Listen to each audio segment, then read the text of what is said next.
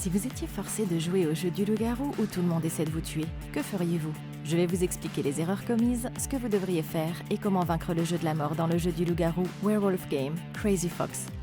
Cette fille va devoir tuer l'homme qu'elle aime afin de rester en vie. Ayaka se réveille sur le sol à côté de son amour de lycée quand soudain une télévision dans le coin de la pièce s'allume. 10 autres étudiants commencent à se réveiller en réalisant qu'ils ont été kidnappés et qu'ils n'ont aucune idée de l'endroit où ils se trouvent. Se levant du sol, ils regardent de plus près la télévision et trouvent un message leur disant qu'ils doivent maintenant jouer à un jeu du loup-garou. La télévision leur dit qu'ils vont être répartis en équipes. 3 de ces élèves joueront le rôle des loups-garous, qui sont les plus sauvages de tous. Et leur objectif sera de tuer tous les autres joueurs. 8 étudiants joueront le rôle de villageois ordinaires et leur but sera de trouver qui sont les loups-garous et de voter pour les tuer brutalement. Enfin, il y a une nouvelle carte de rôle appelée le renard. Un élève recevra ce rôle spécial. Et si le renard survit jusqu'à la fin, il gagnera le jeu tandis que tous les autres mourront. Les étudiants sont terrifiés et ne peuvent pas croire ce qu'ils entendent. Ils ne sont qu'une bande de lycéens à qui on peut à peine faire confiance pour finir leurs devoirs, sans parler de tuer des gens. Mais Kodai leur crie qu'ils perdent leur temps et qu'ils devraient réfléchir à comment s'échapper. C'est alors que ce gamin lève la main pour trouver un étrange collier autour de son cou, et tout le monde panique en réalisant qu'ils en ont tous un aussi. Il est clair qu'ils n'ont pas d'autre choix que de jouer à ce jeu s'ils veulent survivre. La télé leur donne 2 règles principales. Tous les soirs, ils doivent se réunir dans cette pièce pour voter pour celui qu'ils pensent être le loup. Et celui qui obtiendra le plus de voix sera exécuté. Seconde règle, de 22h à 6h du matin, les villageois doivent rester dans leur chambre pendant que les loups-garous sortent et choisissent un villageois à tuer. Mais s'ils n'y parviennent pas, tous les loups-garous mourront. Ce scénario est terrifiant, et tous les joueurs vérifient leur carte de rôle pour savoir dans quelle équipe ils se trouvent. Mais quand Ayaka regarde sa carte, elle découvre qu'elle est le renard. Cette fille est seule contre 11 autres élèves qui ne peuvent gagner que s'ils la tuent. Et elle devra faire les choses les plus terribles pour pouvoir rester en vie. Ok, c'est déjà très intense. Et si je me réveillais dans un jeu de la mort comme celui-ci, la première chose que je penserais, c'est à quel point il est similaire à Among Us, où il y a un imposteur qui chasse secrètement les membres de l'équipe et où les membres de l'équipe essaient de trouver qui est l'imposteur. Mais lorsque jouer à un tel jeu dans la vie réelle signifie que vous devez assassiner vos amis, ça fait toute la différence. Il faut commencer à élaborer une stratégie immédiatement si vous voulez survivre à ça. Et heureusement, il y a déjà un énorme avantage ici, si vous savez où regarder. Maintenant, les jeux de la mort sont juste trop effrayants pour garder un visage impassible comme au poker. Et contrairement à Among Us, ce jeu nous permet de voir les expressions de chacun et elle pourrait vous dire ce qu'il pourrait vouloir cacher. Si quelqu'un a reçu une mauvaise carte de rôle qui met sa vie en plus grand danger, il va probablement avoir l'air contrarié. C'est pourquoi, dès que chacun sort sa carte, je regarde le visage de chaque personne pour évaluer ses réactions. Par exemple, ce type a l'air vraiment déprimé, et celui-ci a l'air choqué. Ce n'est pas un signe évident du rôle qu'ils ont bien sûr, mais c'est une bonne information que nous pouvons utiliser plus tard. Et c'est aussi un moment totalement imprévu qui peut nous apprendre beaucoup. Et si nous pouvons faire correspondre une mauvaise réaction à une carte avec un comportement suspect plus tard dans le jeu, cela pourrait nous donner des raisons de penser qu'il pourrait s'agir d'un loup-garou. Maintenant, notre personnage principal dans ce jeu, c'est le renard. Et en tant que renard, nous avons une situation unique. Si nous sommes toujours en vie lorsque l'une des 2 équipes gagne, nous devenons automatiquement le seul gagnant du jeu. C'est pour ça que c'est génial, car les autres équipes gagnent à votre place tant que vous n'êtes pas découvert. C'est le seul rôle dans le jeu qui nous permet de jouer sur les 2 tableaux pour aider l'équipe de tête à gagner, car si quelqu'un découvre que nous sommes le renard, il nous tuera immédiatement. Si nous découvrons qui sont les loups-garous et qu'ils sont en tête, alors je fais semblant d'être un villageois stupide qui est convaincu par leurs mensonges et je les aide à manipuler les autres joueurs. Les loups vous garderont en vie parce que vous les défendez. Et si nous continuons à faire cela sans attirer les soupçons, c'est le chemin le plus rapide vers une victoire des renards. Ça peut paraître hypocrite, et c'est parce que ça l'est. Mais que je sois damnée si nous ne faisons pas tout ce qu'il faut pour survivre à ce jeu de la mort, même si ça signifie que 11 autres personnes doivent mourir pour que je gagne. Plus tard dans la journée, la renarde Ayaka trouve un peu d'intimité pour réfléchir à tout ce qui s'est passé. Soudain, son amie Ozawa la rejoint et la renarde lui demande si elle croit au coup de foudre. Mais l'autre fille est choquée. Elle ne devrait pas penser à l'amour alors qu'elles sont coincées dans un jeu de la mort comme celui-ci, et cela la rend suspecte. C'est alors qu'elles entendent des cris au loin. Inquiètes, les filles courent dans la salle de vote où elles trouvent ces 2 étudiants en train de se battre. Ce jeune en colère a essayé de sortir pour chercher un moyen de s'échapper, mais les autres enfants l'ont arrêté et Kodai, ici présent, est furieux. Il refuse de participer à ce jeu de la mort, mais l'autre enfant pense qu'il réagit ainsi parce qu'il pourrait être un loup-garou. Personne ne se fait confiance et un élève suggère qu'ils en parlent avant que cela n'aille trop loin.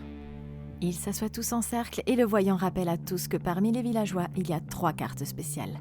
Le voyant peut choisir un joueur chaque nuit et découvrir si cette personne est un villageois ou un loup-garou. Le garde du corps peut protéger une personne chaque nuit pour qu'elle ne soit pas tuée par les loups-garous, mais pas lui-même. Et le voyant peut aussi vérifier si un joueur mort est un villageois ou un loup-garou. C'est alors que le skater trouve un plan. Il suggère que celui qui a la carte de voyant avoue son identité au groupe afin que les villageois ne le prennent pas pour un loup-garou et ne le tuent pas. Une fois qu'ils savent qui il est, le garde du corps peut s'assurer que le voyant survive en le protégeant chaque nuit. C'est une stratégie risquée, mais le voyant est la seule personne qui peut confirmer qui sont les loups-garous et les villageois ont besoin de cette capacité s'ils veulent gagner le jeu. Il demande au voyant de lever la main à 3, mais à la surprise générale, la renarde Ayaka et 3 autres joueurs lèvent la main. Personne ne sait à qui se fier, mais le skater les a tous piégés. Ils savaient que le renard et un loup-garou, au moins, pourraient prétendre être le voyant pour cacher leur rôle aux autres joueurs. Et maintenant, ils ont tous peint des cibles sur leur dos. C'est un coup de génie. Mais soudain, ce gamin Shiki révèle qu'il est le vrai voyant et que tous les autres mentent. Le garçon dit au groupe qu'il peut prouver son identité, mais seulement à une condition. Demain matin, toute personne prétendant être un voyant doit annoncer le rôle qu'elle a découvert. Et le groupe pourra utiliser cette information pour déterminer qui dit la vérité en fonction de l'exactitude de ses prédictions. Ok, c'était une belle démonstration de stupidité. En tant que renarde, Ayaka ne peut laisser personne connaître sa véritable identité. Mais il aurait été beaucoup plus intelligent pour elle de mentir en disant qu'elle était une villageoise. Prétendre être la voyante rend les choses vraiment difficiles pour elle, car maintenant, elle doit montrer des preuves de ce qu'elle avance, mais c'est encore pire. Au début du jeu, la télévision a dit à tout le monde que si le vrai voyant découvrait qui est le renard, la personne ayant le rôle de renard mourrait automatiquement sur place. Maintenant, avec 4 personnes prétendant avoir la même carte de rôle, le vrai voyant va enquêter sur les autres un par un pour prouver qu'ils mentent. Ce n'est donc qu'une question de temps avant que le renard ne soit découvert. Il y a toutefois une solution pour réparer cette erreur, mais elle doit être très sournoise. La façon dont le jeu fonctionne est que chaque pièce a une télévision à l'intérieur, comme vous pouvez le voir ici. Et la nuit, le vrai voyant allume la télé qui lui montre une liste de tous les joueurs. Ensuite, il peut choisir une personne par nuit pour découvrir quelle carte de rôle est là. Ce à quoi personne ne pense, c'est que le pouvoir du voyant se résume à un simple objet, à savoir la télécommande de la télévision. Si le voyant ne peut pas interagir avec la télévision, alors il ne peut pas découvrir l'identité de qui que ce soit et sa capacité spéciale devient complètement inutile. Si j'étais dans la même situation que le renard ici présent, j'essaierais de brouiller les pistes en me faufilant dans les chambres de tout le monde et en volant toutes les télécommandes. En commençant par les 3 autres qui prétendent être aussi des voyants. Ensuite, en les cachant là où personne ne pourra jamais les trouver, cette simple tactique neutralise complètement le joueur le plus puissant du jeu et le renard a beaucoup plus de chances de gagner. Shiki leur propose alors de se diviser en 3 groupes et d'explorer le bâtiment avant de se retrouver pour la première séance de vote. Ayaka est sur le point de partir quand elle remarque que son crush flirte avec une fille timide et elle devient jalouse. La renarde est éperdument amoureuse de ce garçon et elle est prête à tuer n'importe qui pour l'avoir pour elle toute seule. Explorant le reste du bâtiment, le groupe ouvre une porte coulissante et sort prudemment. Au bout de la cour, ils trouvent un panneau géant les avertissant que s'ils dépassent cette ligne de démarcation, qui fait tout le tour de la propriété, leurs colliers se déclencheront et ils mourront. S'échapper est sans espoir et n'ayant nulle part où aller, le groupe décide de poursuivre son exploration. À l'étage, ils trouvent leur nom écrit sur une rangée de portes et partent visiter leur chambre. Mais dès que tout le monde est parti, son ami Tachibana l'appelle pour parler. En privé, l'ami demande à Ayaka quelle carte de rôle elle a obtenue et la jeune fille insiste en disant qu'elle est la voyante. Son amie prétend être villageoise, mais elles savent toutes les deux qu'elles ne peuvent pas se faire confiance. Il s'avère que ces filles ont survécu ensemble à une précédente partie de loup-garou, mais il s'agit d'un nouveau jeu et maintenant, c'est chacun pour soi. Cette nuit-là, la première session de vote commence et ce gamin accuse Kodai d'être le loup-garou parce que tout à l'heure, il agissait de manière trop suspecte. Shiki est convaincu que son accusation est juste, mais c'est alors que le garçon commence à paniquer, révélant qu'il est en fait le garde du corps. Les autres pensent qu'il essaie juste de se sauver, mais un autre élève souligne quelque chose de vraiment important. Si Kodai est vraiment le garde du corps et qu'il vote pour le tuer, personne ne sera protégé contre les loups-garous pour le reste du jeu. Le temps presse, et alors qu'il ne reste que quelques secondes, le groupe entier vote. La décision est unanime, avec 11 voix pour Kodai et une seule voix pour Shiki. Soudain, le collier autour de son cou commence à se resserrer et lui tranche la gorge avant qu'il ne s'effondre sur le sol, mort. Les autres joueurs regardent horrifiés le jeu du loup-garou faire sa première victime. Ça fait 1 de moins et il reste 11 étudiants à éliminer. Ok, c'est vraiment le bordel. 11 étudiants se sont ligués contre ce gamin et ont décidé qu'il devait mourir sans aucune preuve. C'est de sang-froid, mais la vérité est qu'il l'a bien cherché. Kodai a rendu les choses plus difficiles pour lui parce qu'il a révélé qu'il était le garde du corps. Cela peut sembler être une bonne chose si vous êtes accusé d'être le loup-garou, mais le garde du corps ne doit jamais révéler son rôle, car il n'a pas le droit de se protéger. C'est un gros problème, car dès que les loups-garous découvrent qui est le garde du corps, ils peuvent le cibler pour le tuer à coup sûr pendant la nuit. Maintenant, à ce stade du jeu, nous n'avons pas beaucoup d'informations sur les cartes de rôle des autres joueurs. Donc la seule chose que nous pouvons vraiment utiliser pour les juger, c'est la façon dont ils réagissent à la situation. Kodai s'est montré très peu coopératif, ce qui a attiré trop d'attention négative sur lui et l'a rendu très suspect. Malgré tout, si vous étiez dans cette situation, je vous garantis que vous chercheriez aussi d'autres moyens de vous échapper. Mais il y a une meilleure façon de le faire sans vous faire tuer. L'occasion parfaite pour cela, c'est d'inspecter les colliers pour voir comment ils fonctionnent. Et si vous regardez comment ce truc se serre autour de son cou, vous pouvez facilement dire qu'il y a un moteur à l'intérieur. Il faut environ 15 kg de force pour écraser la trachée de quelqu'un, mais un appareil aussi petit aurait une puissance très limitée. Donc il y a peut-être quelque chose à faire pour l'empêcher de se refermer sur sa gorge. Juste avant de voter, ils auraient eu l'occasion de trafiquer son collier pour essayer de le désactiver. Donc si c'était moi, je demanderais à quelqu'un d'autre de chercher dans la cuisine quelque chose à placer entre les côtés du collier. S'il trouve rapidement quelque chose qui s'insère dans cet espace, alors la force du collier sera répartie sur une plus grande surface de son cou. Et un moteur aussi petit n'aura pas assez de force pour faire des dégâts. Cela dit, les concepteurs du jeu pourraient ne pas nous permettre de le faire, parce que ça interférerait avec leur jeu. Et c'est exactement la raison pour laquelle je ne ferai pas cette expérience moi-même. Car s'il y a une punition pour l'interférence dans le jeu, je ne veux pas qu'elle me retombe dessus. Il y a encore un moyen de pirater ce jeu de la mort, et c'est vraiment dommage que ces étudiants n'aient pas considéré cette option. Nous avons maintenant un joueur mort dans le jeu, mais sa carte de rôle est toujours quelque part sur lui. Bien que les règles stipulent spécifiquement que nous ne sommes pas autorisés à montrer nos propres cartes à qui que ce soit, elles ne disent pas que nous ne pouvons pas montrer la carte d'une autre personne à quelqu'un d'autre. Si cela fonctionne, nous pouvons montrer la carte à quelqu'un et il mourra instantanément en la voyant. Toute cette stratégie est basée sur une interprétation des règles, et c'est pourquoi je ne l'utiliserai qu'en dernier recours. Mais si nous étions sur le point d'être exécutés ou tués par un loup-garou plus tard dans la partie, sortir la carte de quelqu'un d'autre et la montrer aux autres joueurs pourrait être la parfaite tactique de la dernière chance pour se sortir de cette situation impossible. Plus tard dans la nuit, Tachibana cherche une arme dans la cuisine et sort un couteau du tiroir. Elle est l'un des 3 loups-garous du jeu, mais les 2 autres loups sont en retard. C'est alors que ce garçon entre dans la cuisine et révèle qu'il est le 2e loup-garou, mais que le dernier ne s'est toujours pas montré. La fille lui demande si l'élève qui a été exécuté pourrait être le 3e loup-garou, mais Kentaro ne le pense pas. Le dernier loup, quel qu'il soit, doit se cacher pour laisser les autres loups faire le sale boulot. C'est une stratégie très intelligente, mais la fille ne se rend pas compte que Kentaro en sait plus qu'il ne le dit. En montant à l'étage, ils restent dans le couloir et discutent de qui ils doivent tuer. Le garçon explique qu'ils doivent s'en prendre à celui qui est le plus susceptible d'être le voyant, car si le garde du corps est toujours en vie, il ne saura pas lequel des 4 voyants autoproclamés il devra protéger. Il décide de s'en prendre à Shiki, parce qu'il a fait la déclaration la plus convaincante sur le fait d'être le vrai voyant. Mais c'est à ce moment que le 2e loup fait quelque chose de sournois et insiste pour que ce soit la fille qui tue la victime. Agacée, elle prend le couteau et accepte, mais seulement s'il tue leur prochaine victime demain. Ils ouvrent la porte et le garçon à l'intérieur hurle d'horreur lorsque la fille court pour le poignarder. Le villageois se défend et parvient à la jeter au sol, mais alors qu'il s'apprête à l'attaquer, son collier s'active et le garçon s'effondre sur le sol. La fille prend une chaise pour l'achever brutalement et ça fait 2 de moins, et il n'en reste que 10. Ok, cette fille est une sauvage avec un sang-froid démoniaque et n'a absolument pas hésité à mettre fin à la vie de ce garçon. Mais si on regarde la situation de plus près, on se rend compte que tout le monde ici a fait une série d'erreurs stupides. Tout d'abord, ces loups font beaucoup trop de bruit. Si l'un des villageois est réveillé et écoute, il peut facilement les entendre à travers la porte et identifier exactement qui ils sont en reconnaissant leur voix. Ces gars sont complètement idiots de parler de qui ils vont tuer dans le couloir plutôt que dans la cuisine. C'était le but de se retrouver là en premier lieu. La prochaine erreur stupide de la nuit appartient à la victime Shiki, parce que si c'était moi, j'aurais fait tout ce que je pouvais pour empêcher ces loups-garous d'entrer dans la pièce. Si vous regardez ici, vous remarquerez que ces portes s'ouvrent vers l'intérieur, ce qui signifie que vous pouvez les barricader avec les objets qui se trouvent à l'intérieur de la pièce. Si on aligne les meubles en travers du sol d'un mur à l'autre, il sera impossible pour les loups-garous de pousser la porte et ils devront passer à la pièce suivante. Maintenant, la dernière erreur idiote de la nuit appartient à Tachibana ici présent. Bien que cette fille ait de la glace dans les veines, elle s'est quand même laissée complètement manipuler par son compagnon loup-garou. Kentaro l'a convaincu de tuer le villageois, mais il est resté en retrait et l'a regardé se battre seul contre la victime. Ce type est plus intéressé par le fait d'utiliser les autres loups-garous à son avantage que d'essayer de gagner en équipe.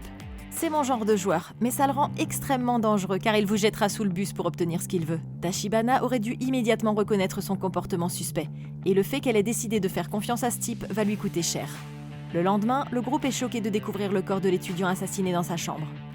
C'est horrifiant et c'est trop pour la jeune fille. Nerveux, les joueurs descendent au rez-de-chaussée pour discuter de ce qu'ils doivent faire ensuite, lorsque l'étudiant ringard, Joe, arrive en courant. En tant que l'un des prétendus voyants, il veut parler à tout le monde du rôle qu'il a découvert. Mais le skater Ricky lui dit d'attendre. Il pense que tous les voyants devraient partager l'information exactement au même moment pour voir s'il y a des contradictions entre eux. C'est un plan très astucieux pour découvrir qui pourrait mentir. Et à 3, ils révèlent tout ce qu'ils ont choisi. La renarde prétend que son amoureux Yosuke est un villageois. Le loup-garou Kentaro affirme que cette fille Mehari est une villageoise. Mais l'étudiant intello pointe du doigt les chambres. Interrogé à ce sujet, Joe explique qu'il a vérifié l'identité de la victime la nuit dernière. Mais comme la personne qu'il avait choisie est morte, cela doit signifier que le joueur était en fait le renard. Comme le stipulent les règles, si un voyant découvre le rôle du renard, alors celui qui a la carte du renard mourra et cela prouve qu'il est le vrai voyant. Personne ne le croit. Et le skater demande alors, si c'est la vérité, alors qui les loups-garous ont-ils attaqué ? Prenant l'intello par surprise, Joe s'énerve et change de sujet en accusant les deux autres voyants d'être des loups-garous. Mais c'est la plus grosse erreur de ce gamin. Se retournant contre lui, Kentaro suggère ici que l'intello est le vrai loup et qu'il essaie de se faire passer pour un voyant pour brouiller les pistes.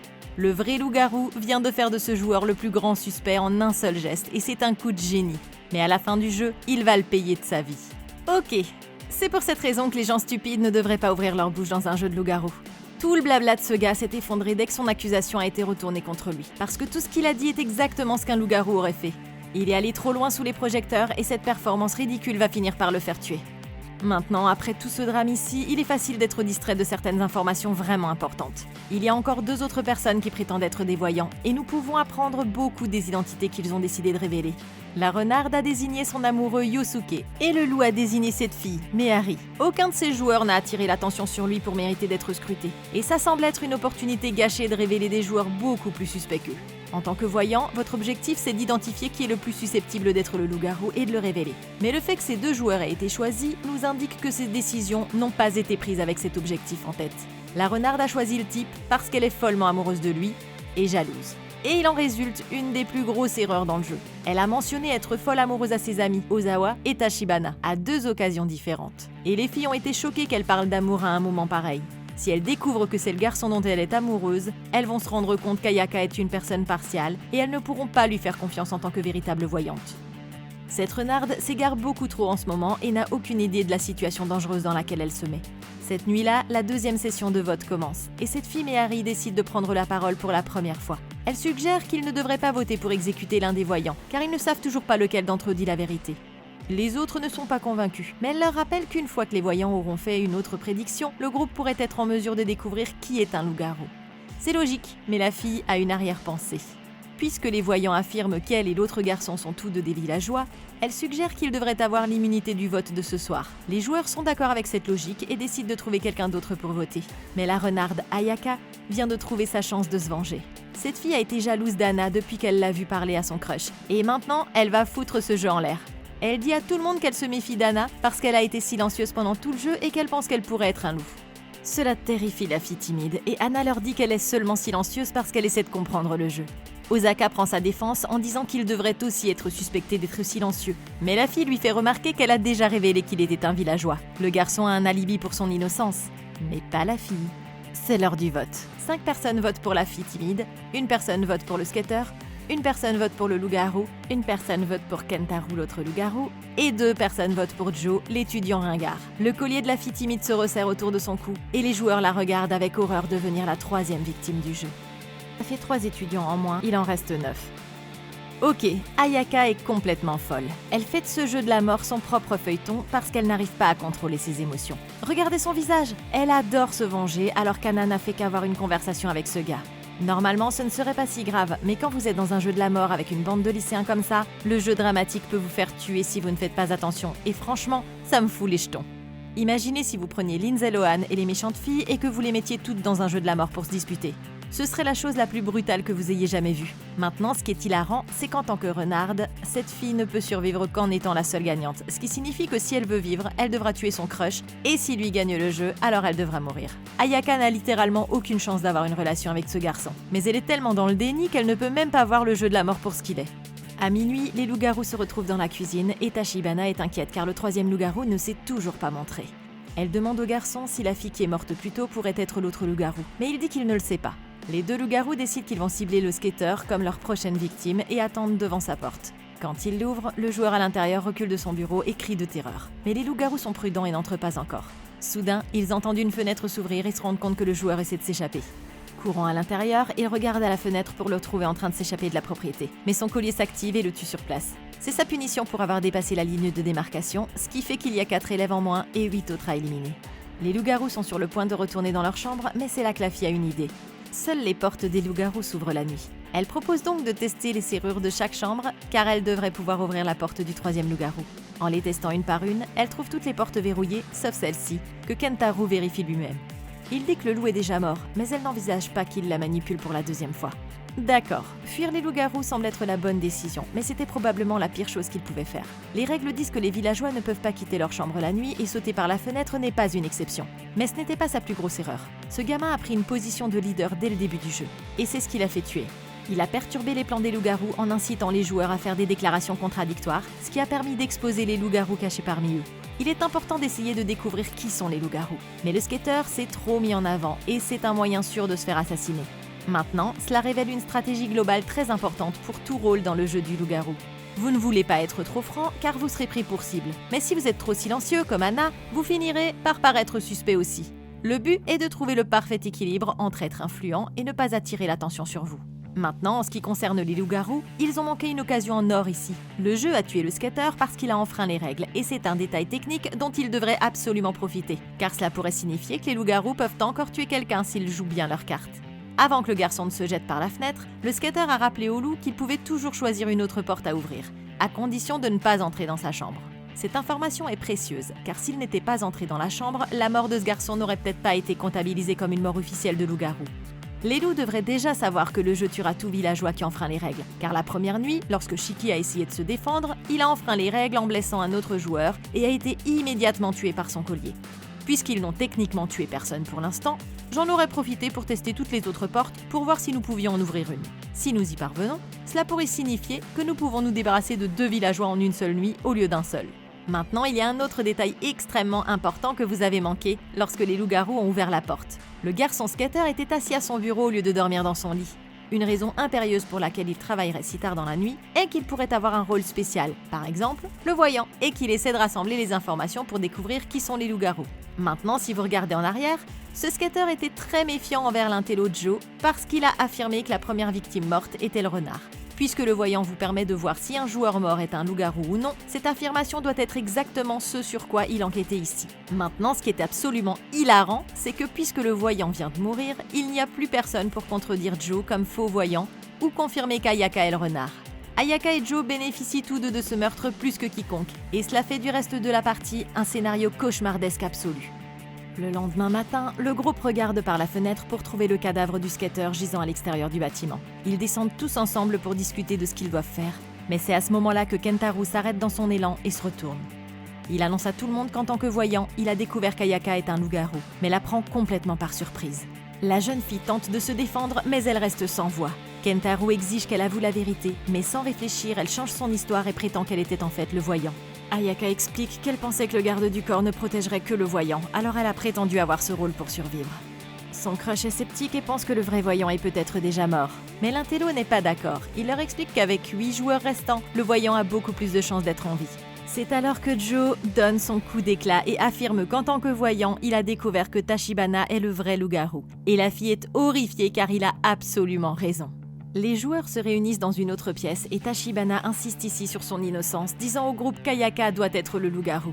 Les autres joueurs ne savent pas qui croire, mais ensemble ils trouvent une idée brillante. Le groupe décide d'attacher tous les suspects à leur lit et de les enfermer dans leur chambre jusqu'au matin. Si quelqu'un meurt encore, il doit y avoir un autre loup-garou. Mais Kentaro soutient que ce n'est pas juste. S'ils sont attachés à leur lit toute la nuit, ils ne seront pas en mesure de se défendre contre les vrais loups-garous.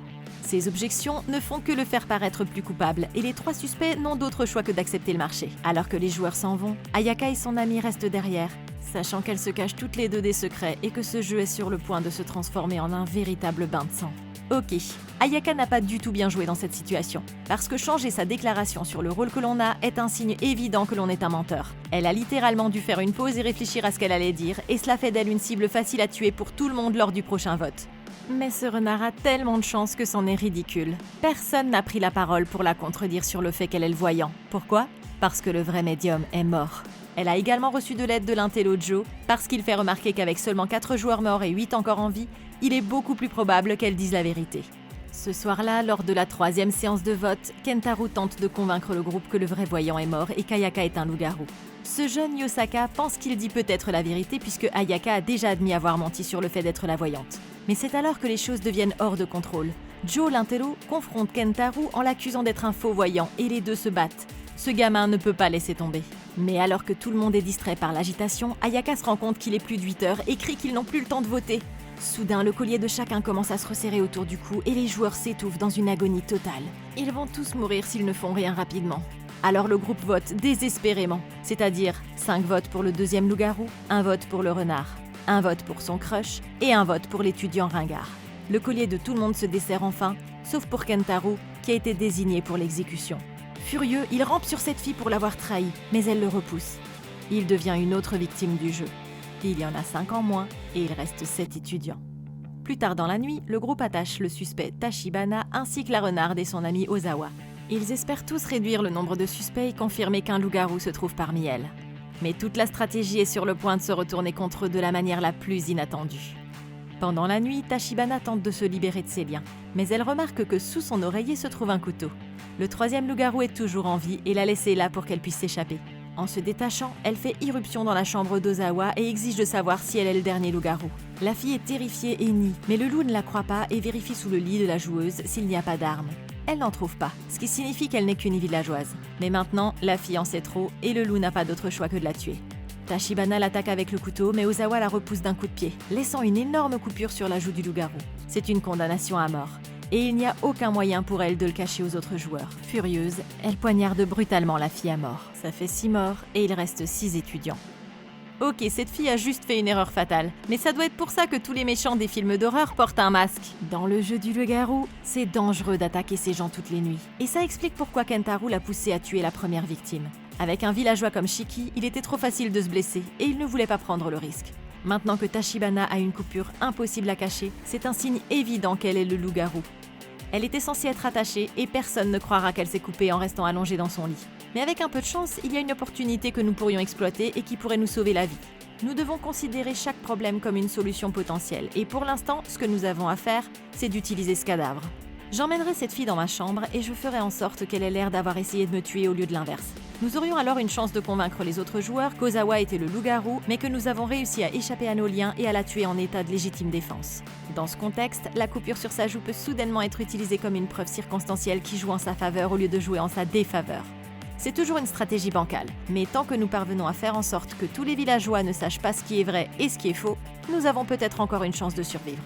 Plus tard, dans les toilettes, elle lave le sang de son visage et est frustrée que les joueurs puissent voir sa chambre. Mais c'est à ce moment qu'elle entend quelqu'un marcher vers elle. Elle rencontre enfin le troisième loup-garou après tout ce temps, mais elle est complètement choquée de voir qui c'est. Le lendemain matin, la renarde est réveillée par la nouvelle qu'un autre joueur a été tué la nuit dernière. Elle va dans la chambre de son amie pour voir par elle-même et c'est choquant. C'est alors que Tachibana entre, mais Ayaka remarque l'énorme coupure sur sa joue. La jeune fille n'a pas d'autre choix que d'avouer qu'elle est un loup-garou et qu'elle a été blessée la nuit dernière pendant le meurtre. Le reste du groupe arrive et la jeune fille avoue qu'elle est le dernier loup du jeu et que le renard est toujours en vie. Elle explique que s'il la tue, le renard gagnera automatiquement et tout le monde mourra. L'intello insiste qu'il a déjà tué le renard Shiki en utilisant ses capacités de voyant. Mais elle dit à tout le monde qu'il est un putain de menteur. Elle le sait parce qu'elle a personnellement tué Shiki la première nuit, et ça n'avait rien à voir avec Joe. Plus tard dans la journée, Ayaka rend visite au loup-garou Tachibana, mais la fille l'accuse d'être le renard. Elle a tout compris. Et le renard doit finalement admettre qu'elle a menti sur le fait d'être un voyant. C'est alors que cette fille Méhari apparaît soudainement dans l'embrasure de la porte et révèle qu'elle est le troisième loup-garou. Elle s'est cachée pendant tout ce temps et explique que l'autre loup, Kentaro, l'a approchée, lui disant de rester dans sa chambre. Et Tachibana réalise que cela doit être la raison pour laquelle il est arrivé tard le premier soir. Méhari admet que c'est son deuxième jeu et que la première fois qu'elle a joué, c'était avec Kentaro, le loup-garou, et le crush d'Ayaka. Elle sait que Yosuke a un faible pour elle, et c'est pourquoi il prend son parti lorsqu'elle lui dit qu'Ayaka ici est le renard. Avec les deux loups-garous et Yosuke votant contre Ayaka, ils auront un vote majoritaire et elle est sûre de mourir. Plus tard, la renarde se rend sur le toit pour demander à Yosuke s'il y a quelqu'un qui l'aime dans ce jeu. Il lui dit que Méhari est une amie proche, sans savoir qu'elle est le loup-garou. En entendant cela, la renarde demande s'il ferait toujours confiance à Méhari si elle mentait sur le rôle de quelqu'un, et il lui répond que oui. La fille réalise qu'elle ne peut rien faire pour le faire changer d'avis et quitte le toit, le cœur brisé. Désespérée, Ayaka retourne au bâtiment, mais est surprise de trouver Tachibana qui l'attend secrètement en bas. C'est alors que cette fille fait quelque chose de complètement inattendu et dit à Ayaka qu'elle veut qu'elle gagne le jeu après ce qu'elles ont traversé. Elle ne peut pas continuer à vivre avec la culpabilité du survivant et la renarde promet qu'elle n'abandonnera pas. Cette nuit-là, c'est l'heure du vote final, et tous les joueurs savent déjà qui ils vont choisir. Mais Ayaka a un plan qui va finalement mettre fin au jeu. En prétendant être le voyant, elle dit au groupe que le renard est toujours vivant et qu'elle sait qui c'est, puisque l'étudiant ringard est considéré comme le voyant et que son crush est confirmé comme étant un villageois. Cela signifie qu'elle ne peut accuser que Méhari ou cette fille, Saiki, d'être le renard. Ayaka prévient celui qu'elle aime qu'il est manipulé par le loup et que s'il suit aveuglément les conseils de Méhari, il va se faire tuer. C'est la dernière chose qu'elle lui dira et le groupe procède au vote final. 2 personnes votent pour le renard, 1 personne vote pour Tachibana, le loup-garou, et 3 personnes votent pour Sayiki la villageoise, faisant d'elle la prochaine victime du jeu. À la surprise générale, le loup a voté pour la villageoise Sayiki au lieu du renard, ce qui a sauvé la vie d'Ayaka et mis fin au jeu. Soudain, la télévision s'allume leur annonçant que le renard a survécu et gagné. Le collier de chacun commence à se resserrer et Ayaka ne peut rien faire d'autre que de regarder tous ses amis mourir sous ses yeux. Cela fait 11 de moins et la renarde est l'heureuse gagnante du jeu. Le collier de la jeune fille se déverrouille et elle l'arrache, enfin libre de s'échapper. Le lendemain, elle met le feu à sa carte, pleurant la perte de ses amis, mais ayant appris une leçon importante. Il vaut mieux avoir aimé et tué que de ne jamais avoir aimé du tout. Mais qu'en pensez-vous? Comment feriez-vous pour gagner dans le film Werewolf Game Crazy Fox? Dites-le moi dans les commentaires ci-dessous. Merci beaucoup d'avoir regardé, laissez un like et abonnez-vous. Regardez la playlist Comment battre pour plus de vidéos comme celle-ci et d'ici la prochaine fois, passez une excellente journée.